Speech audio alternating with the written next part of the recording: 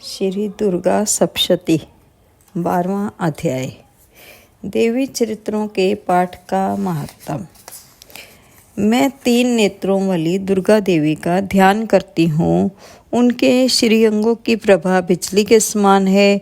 वे सिंह के कंधे पर बैठी हुई भयंकर प्रतीत होती हैं। हाथों में तलवार और ढाल लिए अनेक कन्याएं उनकी सेवा में खड़ी हैं। वे अपने हाथों में चक्र, गदा, तलवार, ढाल, बाण, धनुष, पाश और तर्जनी मुद्रा धारण किए हुए हैं। उनका स्वरूप अग्नि में है तथा वे माथे पर चंद्रमा का मुकुट धारण करती हैं। देवी बोली, देवताओं, जो एकाग्रचित होकर प्रतिदिन इन स्तुतियों से मेरा स्तवन करेगा, उसकी सारी बाधा मैं निश्चय ही दूर कर दूंगी। जो मधुकैटभ का नाश, महिषासुर का वध तथा शुंभ निशुंभ के संहार के प्रसंग का पाठ करेंगे तथा अष्टमी, चतुर्दशी और नवमी को भी जो एकाग्रचित हो भक्तिपूर्वक मेरे उत्तम महात्म का श्रवण करेंगे, उन्हें कोई पाप छू नहीं सकेगा। उन पर पाप जनित आपत्तियां भी नहीं आएंगी। उनके घर में कभी दरिद्रता नहीं होगी तथा उनको कभी प्रेमी जनों के विछोह का कष्ट भी नहीं भोगना पड़ेगा। इतना ही नहीं, उन्हें शत्रु से, लुटेरों से, राजा से, शस्त्र से, अग्नि से तथा जल की राशि से भी कभी भय नहीं होगा। इसलिए सबको एकाग्रचित होकर भक्तिपूर्वक मेरे इस महात्म को सदा पढ़ना और सुनना चाहिए। यह परम कल्याणकारक है। मेरा महात्म महामारी जनित समस्त उपद्रवों तथा आध्यात्मिक आदि तीनों प्रकार के उत्पातों को शांत करने वाला है। मेरे जिस मंदिर में प्रतिदिन विधि पूर्वक मेरे इस महात्म का पाठ किया जाता है, उस स्थान को मैं कभी नहीं छोड़ती। वहाँ सदा ही मेरा सानिध्य बना रहता है। बलिदान, पूजा, होम तथा महोत्सव के अवसरों पर मेरे इस चरित्र का पूरा पाठ और श्रवण करना चाहिए। ऐसा करने पर मनुष्य विधि को जानकर या बिना जाने भी मेरे लिए जो बलि, पूजा या होम आदि करेगा, उसे मैं बड़ी प्रसन्नता के साथ ग्रहण करूंगी। शरत काल में जो वार्षिक महापूजा की जाती है, उस अवसर पर जो मेरे इस महात्म को भक्तिपूर्वक सुनेगा, वह मनुष्य मेरे प्रसाद से सब बाधाओं से मुक्त तथा धन, धान्य एवं पुत्र से संपन्न होगा। इसमें तनिक भी संदेह नहीं है। मेरे इस महात्म, मेरे प्रादुर्भाव की सुंदर कथाएं तथा युद्ध में किए हुए मेरे पराक्रम सुनने से मनुष्य निर्भय हो जाता है। मेरे महात्म का श्रवण करने वाले पुरुषों के शत्रु नष्ट हो जाते हैं। उन्हें कल्याण की प्राप्ति होती है तथा उनका कुल आनंदित रहता है।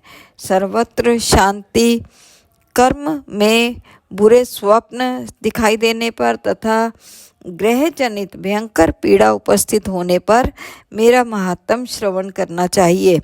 इससे सब विघ्न तथा भयंकर ग्रह पीड़ाएं शांत हो जाती हैं और मनुष्यों द्वारा देखा हुआ दुस्वप्न शुभ स्वप्न में परिवर्तित हो जाता है।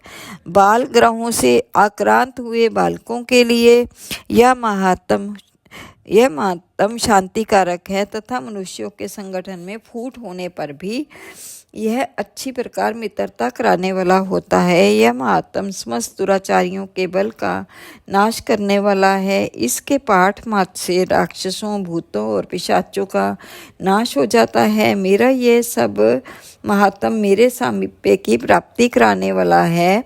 सम्यक प्रकार पुष्प, अर्घ्य, धूप, दीप, गंध आदि उत्तम सामग्रियों द्वारा पूजन करने से, ब्राह्मणों को भोजन कराने से, होम करने से, प्रतिदिन अभिषेक करने से, नाना प्रकार के अन्य भोगों का अर्पण करने से तथा दान देने आदि से 1 वर्ष तक जो मेरी आराधना की जाती है और उससे मुझे जितनी प्रसन्नता होती है, उतनी प्रसन्नता मेरे इस उत्तम चरित्र का एक बार श्रवण करने मात्र से हो जाती है।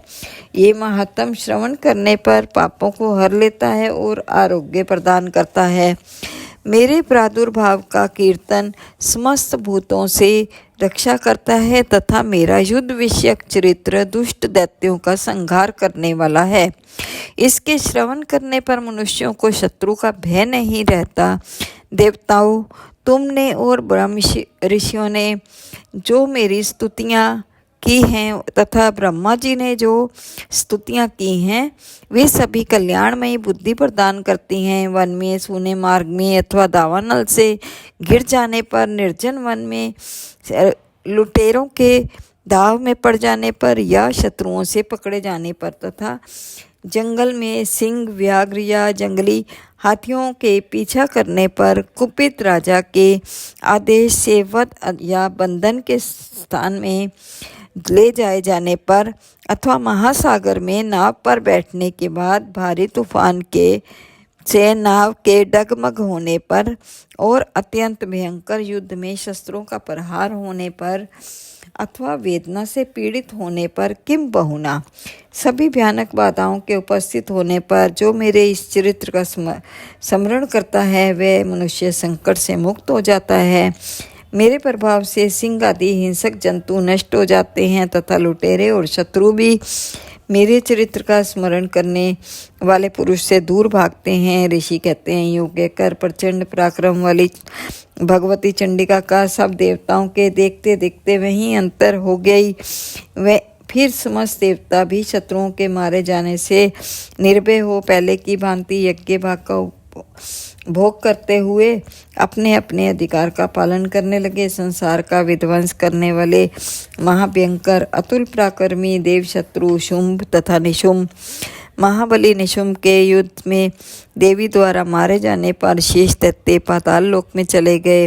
राजन, इस प्रकार भगवती अंबिका देवी नित्य होती हुई भी पुनः पुनः प्रकट होती होकर जगत की रक्षा करती है। वे ही इस विश्व को मोहित करती, वे ही जगत को जन्म देती तथा वे ही प्रार्थना करने पर संतुष्ट हो विज्ञान एवं समृद्धि प्रदान करती है। राजन, महाप्रलय के समय महामारी का स्वरूप धारण करने वाली वे महाकाली ही इस समस्त ब्रह्मांड में व्याप्त हैं। वे ही समय समय पर महामारी होती और वे ही स्वयं अजन्मा होती हुई भी सृष्टि के रूप में प्रकट होती हैं। विश्वनाथनी देवी ही समय अनुसार संपूर्ण भूतों की रक्षा करती हैं। मनुष्यों के अभ्युदय के समय वे ही घर में लक्ष्मी के रूप में स्थित हो उन्नति प्रदान करती हैं और वे ही अभाव के समय दरिद्रता बनकर विनाश का कारण होती हैं। पुष्प, धूप और गंध आदि से पूजन करके उनकी समृद्धि स्तुति करने पर वे धन, पुत्र, धार्मिक बुद्धि और उत्तम गति प्रदान करती हैं।